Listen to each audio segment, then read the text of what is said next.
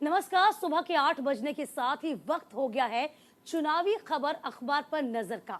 जी हाँ, इस प्रोग्राम के जरिए हमेशा की तरह हर एक सुर्खी को आपको हम बताते हैं, समझाते हैं, उसके अंदर क्या छिपा हुआ है ये भी आपके सामने रखते हैं। आपके सामने, आपके साथ मैं दीपिका सिंह और आपके साथ मैं हूं मोनिका सिंह। तो अगले घंटे तक हमारे साथ बने रहिए चाय की चुस्कियों के साथ। चलिए शुरुआत करते हैं प्रोग्राम की और बात करते हैं कि कैसे कल मतदान होना है तीसरे चरण का। चूंकि तीसरे चरण का प्रचार थम गया है, 93 सीटों पर मतदान है कल। ये खबर इंडियन एक्सप्रेस में छपी है, साथ ही साथ अमर उजाला में भी इसे तरजीह दी गई है। लोकसभा चुनाव के तीसरे चरण का मतदान जो है वो 7 मई को होगा। इसे लेकर तमाम तरह की तैयारियां की गई है। देखिए, अमर उजाला ने इस खबर को तरजीह दी है, ठीक इसको फ्रंट पेज पे छापा गया है। तीसरे चरण का प्रचार थम गया, 93 सीटों पर मतदान कल होना है। तो देखिए, देश की 93 सीटों पर, लोकसभा सीटों पर वोटिंग होगी। तीसरे फेज में गुजरात की गांधीनगर की सीट होगी, महाराष्ट्र की बारामती सीट होगी, मध्य प्रदेश की राजगढ़ सीट, यूपी की मैनपुरी, इन तमाम सीटों पर नजर होगी। क्योंकि गांधीनगर में चुनावी मुकाबला होना है बीजेपी उम्मीदवार अमित शाह, कांग्रेसी कैंडिडेट सोनल पटेल के बीच होगा। वही बारामती में सुनेत्रा पवार और सुप्रिया सुले के बीच मुकाबला होगा। राजगढ़ सीट पर दिग्विजय सिंह और रोडमल नागर, जबकि मैनपुरी में डिंपल यादव, जयवीर सिंह के बीच मुकाबला होना है। तो कई बड़े नेता हैं जिनकी किस्मत दांव पर लगी हुई, कई बड़े प्रत्याशियों के बीच में। देखिए, इंडियन एक्सप्रेस में भी हेडलाइन छपी है, constitution quota at centre stage, phase 3 campaign for 93 seats and. तो 93 सीट को लेकर जो कैंपेनिंग थी वो खत्म हो चुकी है। कल मतदान होने हैं तीसरे चरण के।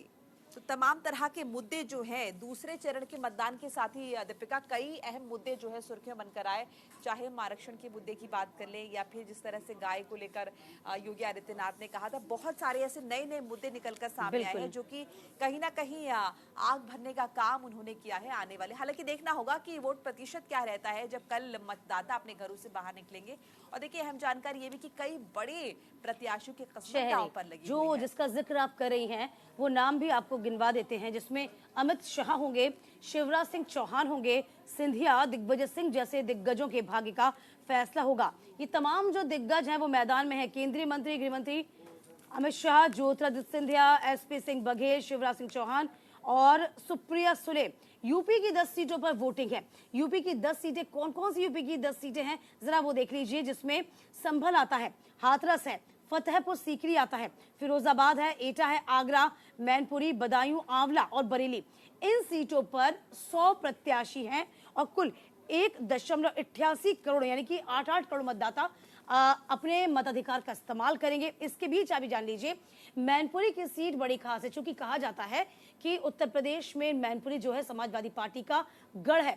यहां से अब की बार डिंपल यादव अपनी किस्मत को आजमा रही हैं। हाल ही के दिनों में आपने देखा होगा किस तरीके से साफ तौर पर अखिलेश यादव प्रचार प्रसार में अपनी ताकत झोंकते नजर आए थे।